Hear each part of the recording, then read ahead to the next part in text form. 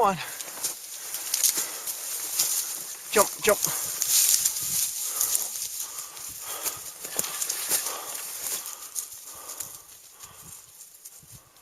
Go on.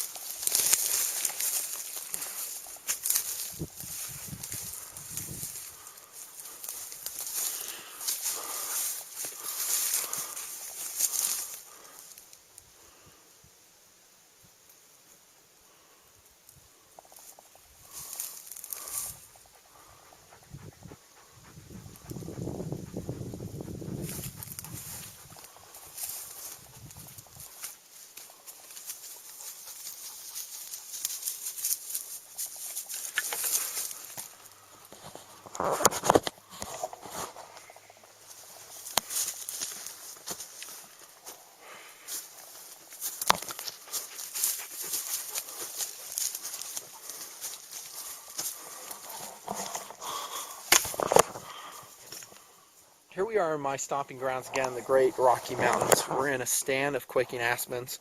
This is pretty darn remote. There ain't no one around for miles. And is it gorgeous? Fall's come, you got great fall colors. Look at that white bark on that quaking aspen. And if I was in a survival situation, this would be a great place to be. Other than I don't have a convenient source of water, there is food in these woods and we can catch it. And I'm going to show you how to do that. First thing I'm going to do is probably build a rabbit trap. There is all kind of game in here, like deer, bear, rabbit, chipmunks, raccoons, and a certain black lab gnawing on grass over there. Don't worry, dog, we won't trap you. In reality, if I was setting this trap for realsies, I would not let Allie anywhere around this area because she's getting her scent on it. And these critters are very sensitive to scent. It's one of their defense mechanisms. What we're looking at right here is actually a game trail. Comes right along through here and moseys on up there. Game, whether it's deer, rabbit, anything, they're just like humans. They don't like to work harder than they have to. Therefore, they usually will use the same trail over and over. There's a few leaves dropped on it, but this is indeed a game trail.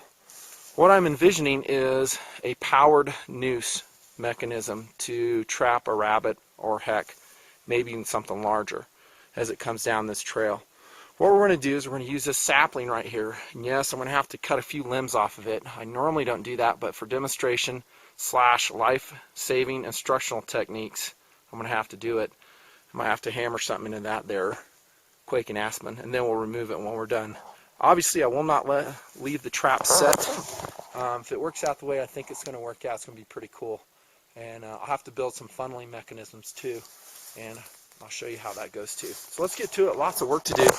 Haven't built one of these in a couple years, but I think I'll remember how. By the way, the tools we're using are very realistic for a day packing scenario. They would be the Marine K-Bar combat knife. That's actually the utility knife in olive drab, and the outstanding Leatherman Charge multi-tool with a 154 cm blade. That's a TI, and the TTI is out now. So these are our tools of the trade. Let's see how it works. Okay, guys, I can't emphasize enough how important it is to minimize your damage and impact in the natural world. Now, like I said, I did come to a relatively remote area here. There's no humans that frequent this area. The terrain's just too darn steep. It's too far away. That being said, I think by knocking a few limbs off the sapling won't hurt the world. But I don't recommend it in non-remote areas, and also if your life doesn't depend on it. Again, we're using the Marine K-Bar, Marine Combat. This is a standard Marine Combat plain edge. It's a virgin. Let's see how it cuts. I've used this knife a lot, not this particular one, but this model quite a bit in the past. And I think for the weight, it's an excellent outdoors tool. In fact, it's one of my most hiked with knives because the weight's so reasonable. A lot of times, the more capable knives, like an SP10 Marine or a K-Bar heavy Bowie, they're just too darn heavy to take on a day packing scenario. So what we're simulating here is that we weren't really planning on doing woodscraft. If we were, we would have brought more of a blade. But we're just bringing emergency blades, and that's what I think a marine K-bar is a marine combat K-bar is a emergency blade. Functions really nicely. Okay, this is actually a little maple tree that we are using as our pulling device.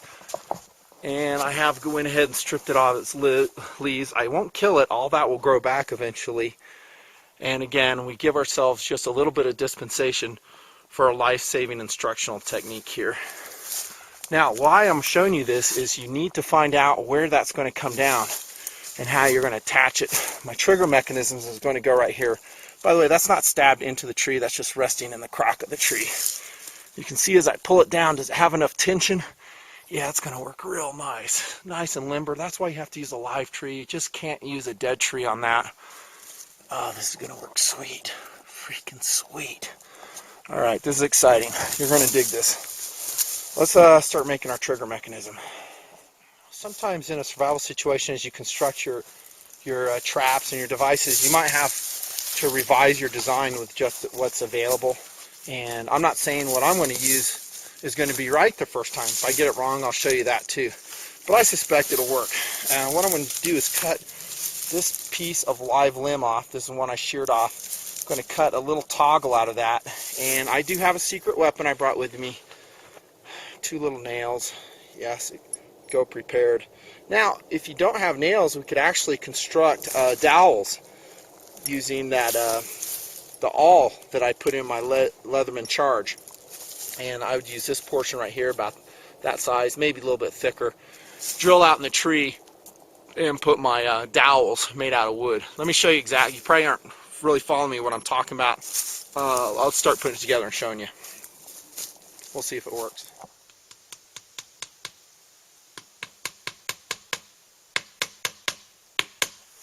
Another reason I like the Marine K-bar is you can hammer with it. And that is not to be underestimated. There's a few survival knives that give you that capability. Now we're going to use the hard wire cutting feature of the Charge TI. Let's see how it works. What do you know? It works like advertised. I've used this before, so I already knew it was good.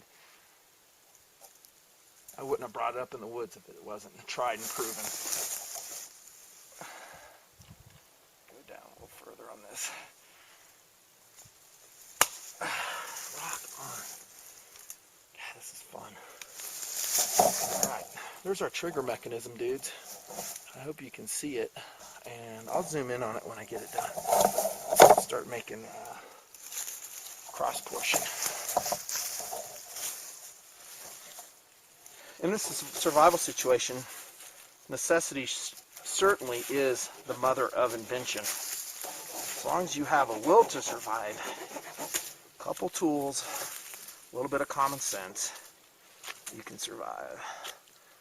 By the way, we're using the tool of that Leatherman Charge, the saw of it, and as you can see, very effective.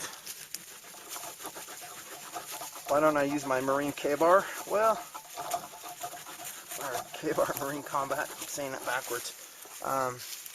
Because I'd rather have a clean cut. That way it doesn't get snagged on anything. And it actually saves energy. Anytime we can use our saw versus chopping, we're going to save energy in the process.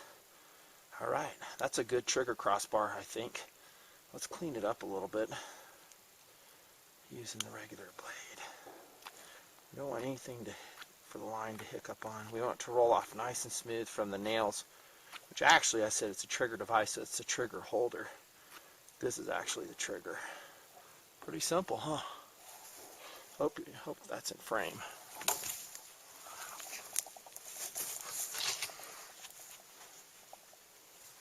Right about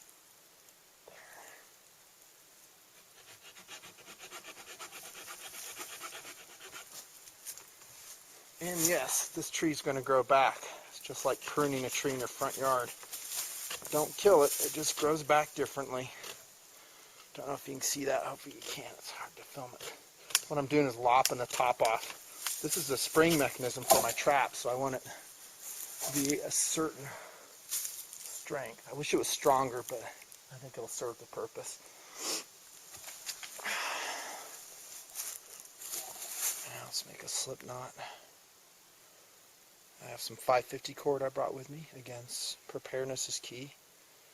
Yeah, I could use different things according to what I had. Wire from a vehicle. Maybe a shoestring tied together. Be innovative, you know, think outside the box, but today it's 550 cord for time-saving purposes. Alright, we'll put that right there on the tip.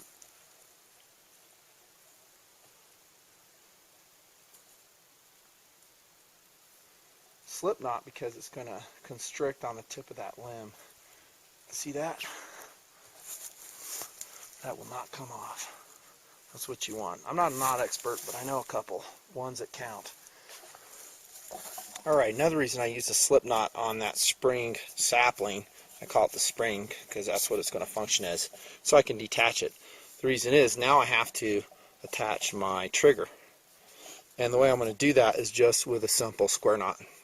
I went ahead and measured it, and it's going to be about that distant far down the line. So the way I measured it is I just brought the sapling down, give it a test bend, and figured out where it would need to be. By the way, you'd probably set a number of these. You wouldn't just do one.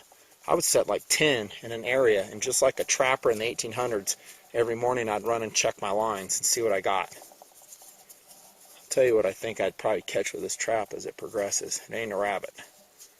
So there's my square knot, nice and tight. It's on the trunk of that, not sliding, well, a little bit, but I don't think it'll matter that much. Let's give it a try. Okay, another safety note. As we bring this down and test it, be very careful. Stand clear of this thing. You'd be amazed at how much power a sapling can hold. They can jack you up. Testing the trigger, and it's exactly where I want it. Not too tight, not too loose. It'll spring easily. Now all I have to do is get the noose down. Looking sweet.